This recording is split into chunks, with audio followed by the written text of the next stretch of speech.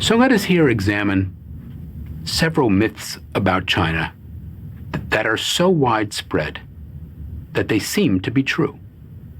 And then let us try to draw some lessons of more recent Chinese history that help us to understand where this new country has been in its first century. Let's talk first of the myth of Chinese unity and the conception that unity is the norm. From the unification of the neighboring states by the self-proclaimed first emperor of Qin in 221 BC, political unity has been a consistent goal. But it's been a consistent goal and all the more stressed because it has been so frequently absent. The borders of empires based in the place we call China today were not fixed. The imperial period was at its foundation based on constant cycles of change, of unity and disunity. And you can see this from this moving map of the history of imperial territory. When the Qin dynasty first conquered its neighbors and declared the first empire, it standardized the writing system, the weights, the measures, and currencies, and these measures would last much longer than its empire, the history of which we can measure in decades. And when its successor dynasty, the Han, fell in 220 of the Common Era, for 3.5 centuries there followed a period of disunion between northern and southern territories that included the Three Kingdoms period, the Six Dynasties period in the south, and the 16 Kingdoms period in the north. It was not until the time of the Sui, from 589 to 618, the Common Era, and the Tang Dynasty, from 618 to 907, that one could speak of reunification. So an examination of China's early imperial history shows this cyclical process of destruction and revitalization. Cycles based on the passing of the so-called Mandate of Heaven, Tianming, without which a dynasty could not be considered legitimate. The emperor, considered the son of heaven, was expected to fulfill his filial duties by acting as the ritual intermediary between the cosmic and the mundane. If an emperor, and by extension his dynasty, failed to satisfy his obligations, and the government was in disarray, which was often said to be indicated by natural disasters, it was considered not only justified but also right for the citizens to rebel against its government and to pass the mandate to a new dynasty. There have been, of course, multiple transitions of the mandate, each resulting in a new state with unique geographic boundaries.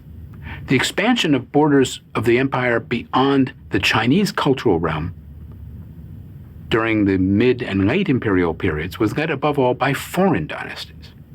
First, during the Yuan or Mongol period from 1279 to 1368, China was briefly part of the Mongol-led Eurasian Imperium. And then again under the Qing, an era of governance by the Manchus lasting from 1644 to 1911, the empire comprised much more than the Chinese lands of the Ming, which were much, much smaller, kind of what you might call core China, and came to include the Qing's Manchu homeland, also Mongolia, Xinjiang or Eastern Turkestan, and Tibet, among its very far-flung parts. The China that we now know today in geographic terms is the Qing without the Manchus, an empire without an emperor. The concept of Chinese unity may therefore be seen as a rather modern phenomenon. Despite a few disputed territorial claims, no unified political territory has ever been so large for so long as that of the Great Qing Empire and its Chinese successors. And even then, as in periods of political disunity, economic life has centered largely on regional economies, what scholars call, as you can see in this picture, macro regions. And for people in business, there's one important lesson here. Despite the recurrent dream of what the Shanghai newsman Carl Crow in the 1930s counted as 400 million customers, there has never been just one national China market. There have been, and there still are, very few goods for which there are clear national markets. Rather, China is a series of interlocking regional economies with populations the size of European nations or larger. Thus, in one of our Harvard Business School cases, we tell the story of one of the world's largest agribusinesses, the Cherepon-Pakland Group, the CP Group.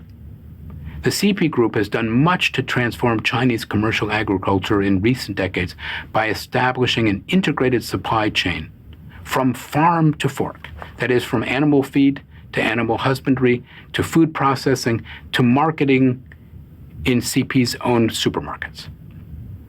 In 28 provinces, they have overseen an agricultural and commercial revolution without a land revolution. But they have had to do so province by province, even in this unified country, replicating and, as needed, localizing their approaches in each setting, because there are no easy national markets for pork, poultry, eggs, and fish. So the Western business person who believes that she can make use of her connections in a Beijing ministry that will ensure that business's reach is nationwide is almost surely on a fool's errand. Government is indeed powerful in China, but there are, even in periods of unity such as today, many governments, national, provincial, municipal, and local, and there are just as many party committees today. The interests of each layer of government do not always intersect. Without local patrons, partners, and customers, Beijing can seem very far away.